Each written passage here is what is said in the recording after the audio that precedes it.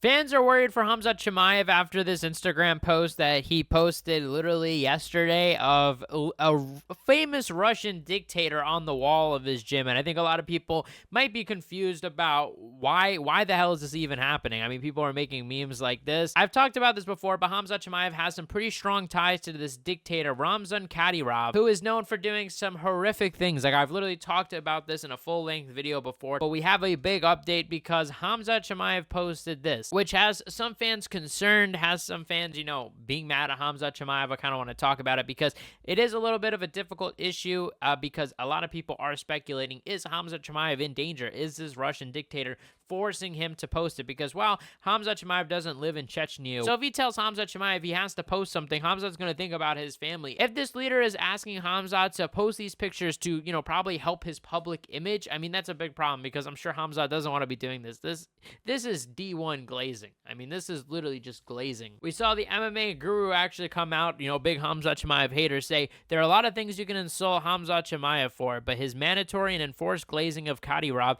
is not one of them. Even though our politicians are terrible and retarded, some of you have no idea that we are still some of the luckiest ones in the world. I mean, there's literally a video out there of Kadyrov's son training with Khamzat Chimaev and beating him up in training because Khamzat Chimaev had to let that happen, and they posted this to kind of flex, say, hell yeah, we're really good, when obviously we all know they're not legit videos. Now, this user said, by the way, I doubt Khamzat and his family are being threatened by Kadyrov. Like y'all swear, it's way more likely he's just paying Khamzat to boost his image, which I think is definitely likely too. I mean, we won't know. I mean, these leaders tend to have a lot of money, a lot of influence, and can get things done. We're seeing that happen with Saudi Arabia and the combat sports world. I mean, they're literally injecting themselves into the combat sports world, and I don't necessarily have a problem with it. I know there's a lot of political things. I'm not even trying to make a political statement. It is just literally a fact. Like, they are putting themselves into combat sports, and I'm not saying that he's necessarily going as hard as Saudi Arabia is or that he wants to get as involved, but this is definitely good when you have a guy from your region, that you can get behind and say, hey, I'm close to.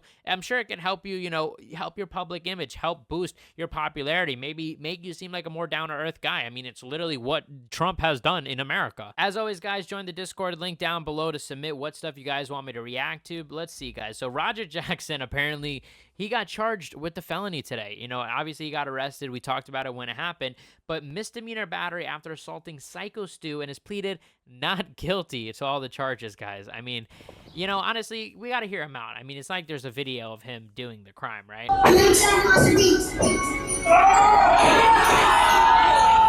He's due back in court in November and faces up to 7.5 years of convicted. So this is Roger Jackson getting hit up by paparazzi. I know what's running through your mind.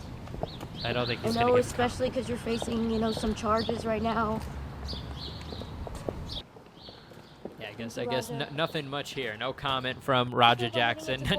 Not very surprising. I mean, he's already incriminated himself enough with this live stream. Better not incriminate yourself even more with a statement. I mean, guys, we've talked about the Roger Jackson situation. I mean, I think he will probably face a fine. I don't think he's going to go to jail, honestly. I think it'll probably get worked out, to be honest. So here we have this video, guys, of Alex Pereira where he visited his old tire shop, but a lot of fans are noticing this. Ankalaev, the tire, Poetan, the hammer, obviously referring to Saturday night. I mean, drip Pereira because of this outfit. I mean, what is this? Like, what are the pants? Yeah, this isn't it, man. In a promo post for the Predator movie, Charles Oliveira says he's now going by the Predator. And there's just something a little disturbing about picking this photo with just Charles Oliveira and the Predator. Like, I mean, come on. Can we have some context here? I mean, this is just wrong. Yeah, I don't think that this is a good name. I don't think he's actually changing his name. Like, I think it was just for the promo for the new Predator. I don't know if it's a show or a movie or whatever, but I think it was just for the promo. But I think we're keeping Du Bronx, but not the Predator. Not in this day and age where we got actual predators out here, just moving in the streets. And also about Charles Oliveira, most importantly, I do want to bring up that he is fighting this weekend. I've said before, I'm going to lock it in officially. Day before, I'm picking Oliveira. I think he's going to submit or maybe even knock out Gamrot. I think he's going to submit him. That's my prediction. I think he's going to submit him. I think second round. That's going to be my prediction. Charles Oliveira did call out, though, Conor McGregor, and this is a fight that I've said for a while that this fight should happen. We should see Charles Oliveira get a big payday like this. Conor McGregor versus Charles Oliveira. I mean, Oliveira deserves the money fight. He's been in title fights, yeah, but I mean, come on. Obviously, Conor McGregor doesn't compare it to a title fight. A luta do dinheiro. O que motiva você a querer enfrentar o McGregor? Cara, What makes you want to financeiro. face them? Because of the money. Eu Exactly. Like, acabei that's de falar literally agora, eu sou o like cara mais why. verdadeiro I que mean, tem I'm the aqui. realest guy here. Ele nunca me falou mal. He never Pelo spoke. contrário, Oh my eu tô God. sempre falando bem. I mean, respect to Charles for being honest. I mean, I think most people accept Conor McGregor. It's going to be an easy win for Charles. That's probably going to be a round. Charles Oliveira also said that he thinks Justin Gaethje will get the next title shot at lightweight and said Ilia Topuria might move up to welterweight if JDM beats Islam, or I'm sorry, if Islam beats JDM. Well, I don't know. I think that, first of all, is he going to get the next title shot, Justin Gaethje? We talked about in the last video. Go check it out. I do think that it's possible, given, like, look, it's between Patty and Justin. Justin, if we're going to be unbiased, who deserves it more, I'm going to lean towards Justin. He doesn't have the win streak that Patty has, yes, but, you know, Justin has, you know, gotten some good wins in his career, right? He's had a good career. He's a well-known guy.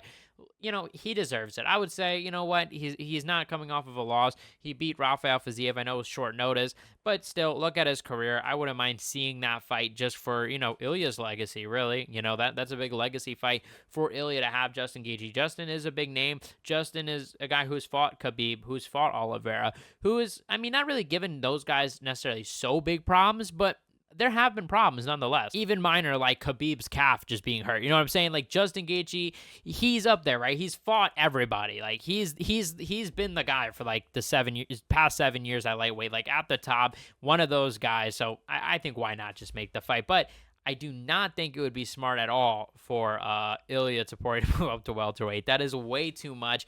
Maybe, I mean, look, who knows in a few years? I don't know what a few years is going to bring. Like, a few years could absolutely be, oh, maybe we see Ilia Topuria big enough and he's way bigger. I mean, I can't predict that, but I don't think right now is the time. Stay at lightweight. I think that Ilia Topuria he's kind of like Conor was, like just wanted to keep going up, just doing more and more. Just defend your title. I said this, I keep saying it this week. I must have said it 5 times this week. We need just champions that are good, fun, exciting, that are going to consistently defend titles throughout the year. That's really what we need as UFC fans. That is what I've learned this year when there have been rough wins, rough championships, rough pay-per-views that aren't doing well. You know what I mean? Now there's not pay-per-views.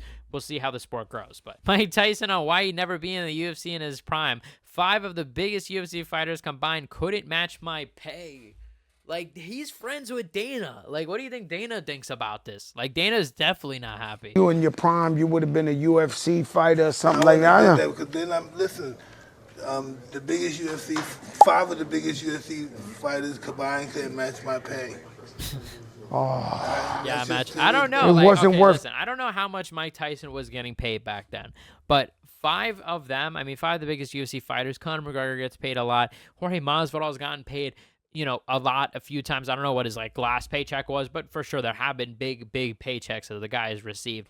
And I mean, I don't know. This was, keep in mind, like inflation, the cash is inflated so much. So I find it hard to believe that, you know, that's true. I think, I'm sorry, Mike. Daniel Cormier thinks Alex Pereira would be the GOAT of MMA if he beats John Jones at heavyweight. If he beat John Jones at heavyweight, Alex would literally cement himself to almost stand above everyone. Let's see what he had to say. Alex is 38 years old and probably thinking at this point, how do I go and make another statement that I am the guy? Hell, if he went to beat John Jones at heavyweight, Alex Pereira, who's already considered one of the greatest fighters of all time, in the most expedited timeline I have ever seen, would literally cement himself to almost stand above everyone, because he would have beaten a former UFC light heavyweight champion and heavyweight champion, and the guy many considers the greatest fighter of all time.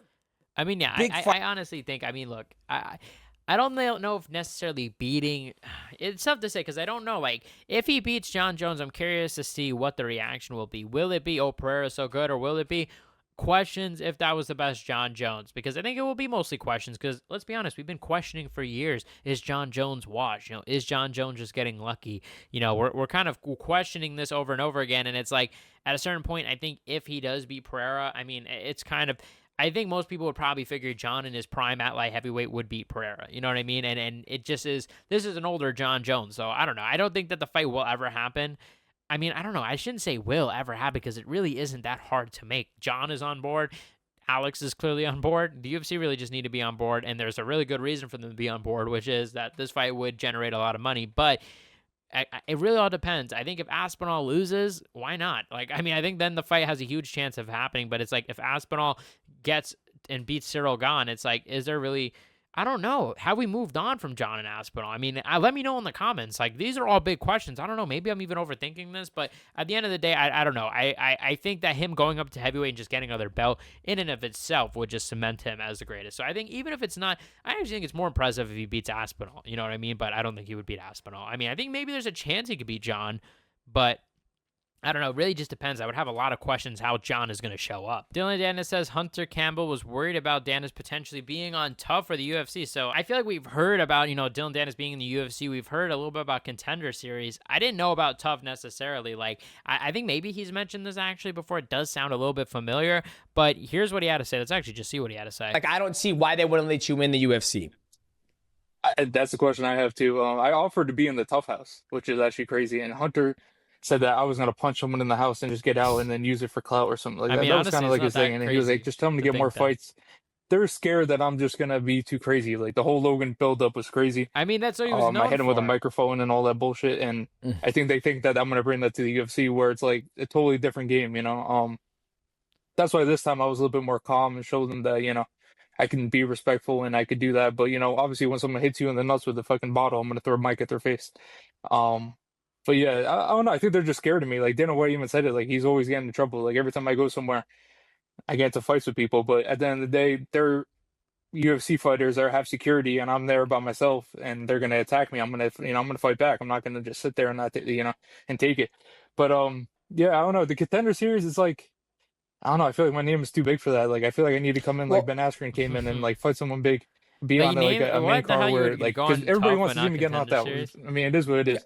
And so it's a win-win for them. So if I win, they got like me as a star. If I lose, then they got another star. So I think it's a win-win. I don't understand why they don't do it. I mean, I think it makes sense, honestly. Like, I think that it's not an irrational fear of theirs because Dylan Dennis has literally been known to get in trouble. Like, at this point, it's really not that hard. Like, and I think I talked about this a few months ago when he did this, like, Misfits thing. Like, he is so privileged, or not even, like privilege is too nice of a word. He's just like, why does he think he has earned this? Like, to be, like, in the UFC or that the UFC should want him. It's just confusing. Like, it's like, I know, I understand you're trying to fake it so you make it, but it's like, like you probably would have just gotten signed if when you lost to Logan Paul, you fought maybe 2-3 MMA fights that year on the regional scene. You probably would have, been winning and probably gotten favorable matchups, and you also probably would have been in the UFC by now. But I don't know. Maybe he doesn't even want to be in the UFC. That probably is it. I mean, he probably is afraid of facing that competition and doesn't want to actually make an effort. That would probably be my guess. Let me know what you guys think in the comment section below. What was the craziest piece of news? Check out my last video where we talked about Conor McGregor and the whole